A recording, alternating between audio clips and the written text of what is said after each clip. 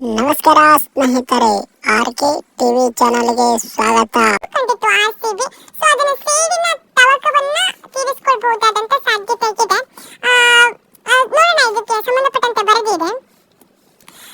ತಾನೇಕೆ champion ಎಂಬುದನ್ನ ಸಾಬೀತುಪಡಿಸುವ ರೀತಿಯಲ್ಲಿ ಈ ಬಾರಿ ಐಪಿಎಲ್ ನಲ್ಲಿ ಅಬ್ಬರಿಸ್ತಾ ಇರುವ ಆರ್‌ಸಿಬಿ ತಂಡ ಇವತ್ತು ಮತ್ತೆ ತನ್ನ ತವರು ಕ್ರೀಡಾಂಗಣದಲ್ಲಿ ಕಣಕ್ಕಿಳಿಯೋಕೆ ಸಜ್ಜಾಗಿದೆ.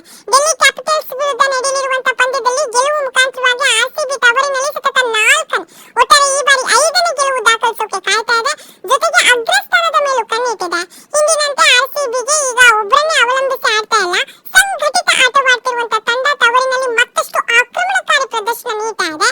ವಿರಾಟ್ ಕೊಹ್ಲಿ ಅಮೋಘ ಲಯದಲ್ಲಿ ಇದ್ದು ದೇವದತ್ ಪಡಿಕ್ಕಲ್, ರಜತ್ ಪಾಟಿದಾರ್, ಪಿಲ್ಸಾಯ್ಟ್, ಟೀಮ್ ಡೇವಿಡ್ ಕೂಡ ರನ್ ಗಳಿಕೆಯಲ್ಲಿ ಇದ್ದಾರೆ. ಸೊ ಕೊಹ್ಲಿ ಮೇಲೆ ಮಾತ್ರ ಡಿಪೆಂಡ್ ಆಗಬೇಕು, ಪಡಿಕ್ಕಲ್ ಮೇಲೆ ಮಾತ್ರ ಡಿಪೆಂಡ್ ಆಗಬೇಕು, ಪಾಟಿದಾರ್ ಮೇಲೆ ಮಾತ್ರ ಡಿಪೆಂಡ್ ಆಗಬೇಕು ಅಂತ ಏನಿಲ್ಲ ಈಗ.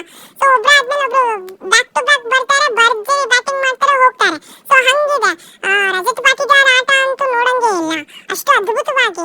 ಕೊಹ್ಲಿಗೆ ಇಂಜುರಿ ಆಗಿದ್ರು ಕೂಡ, ಪವರ್ ಪ್ಲೇ ಬಂದ್ರು ಕೂಡ ಸಖತ್ತಾಗಿ ಆಟ ಆಡ್ತಾ ಇದ್ರು. ಪಡಿಕ್ಕಲ್ ಕೂಡ ಹಾಗೇನೆ, ಸಾಲ್ಟ್ ಕೂಡ ಹಾಗೇನೆ.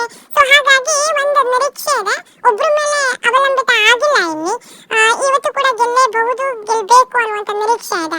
ಇನ್ನು ರಜತ್ ಮ್ಯಾಜಿಕ್, ನಾನು ಆಗ್ಲೇ ಹೇಳ್ದಂಗೆ ರಜತ್ ಆಟ ಮಾತ್ರ ನೋಡೋರು ಹಾಗೆ ಕಣ್ಬಿಟ್ಕೊಂಡು ನೋಡ್ತಾನೆ ಇರಬೇಕು ಅಂತ ಅನ್ಸುತ್ತೆ. ಹೆಂಗೆ ಇದು ಸಾಧ್ಯ ಅಂತ ಅನ್ಸ್ಬಿಡುತ್ತೆ, ಅಷ್ಟು ಅದ್ಭುತವಾಗಿ ಆಡ್ತಾ ಇದ್ದಾರೆ ರಜತ್. ಈ ಐಪಿಎಲ್ ನಲ್ಲಿ ಆರ್‌ಸಿಬಿಯ ಗೆಲುವಿನ ನಾಗಾಲೋಟದ ಹಿಂದೆ ರಜತ್ನ ಕೊಡುಗೆ ಅಪಾರ. ಮಧ್ಯಮ ಓವರ್ಗಳಲ್ಲಿ ಅವರ ಬ್ಯಾಟಿಂಗ್ ನಿಂದ ಸಿಡಿಯುವಂತಹ ಬೌಂಡರಿ ಸಿಕ್ಸರ್ಗಳೇ ತಂಡದ ಫಲಿತಾಂಶ ನಿರ್ಧರಿಸುತ್ತೆ.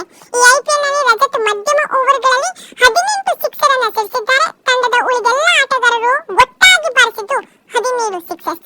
ಅಂದ್ರೆ ನೀವು ಯೋಚನೆ ಮಾಡಿ ಹೆಂಗ್ ಆಡ್ತಾ ಇದ್ದಾರೆ ರಜತ್ ಅಂತ. ಆ ನಾಯಕತ್ವ ಅನ್ನೋದಿದೆಯಲ್ಲ, ಅಥವಾ ಕ್ಯಾಪ್ಟನ್ ಅನ್ನೋದಿದೆಯಲ್ಲ, ಅನ್ನೋದನ್ನ ಕಾಮೆಂಟ್ ಮಾಡುವ ಮೂಲಕ ತಪ್ಪದೆ ತಿಳಿಸಿ.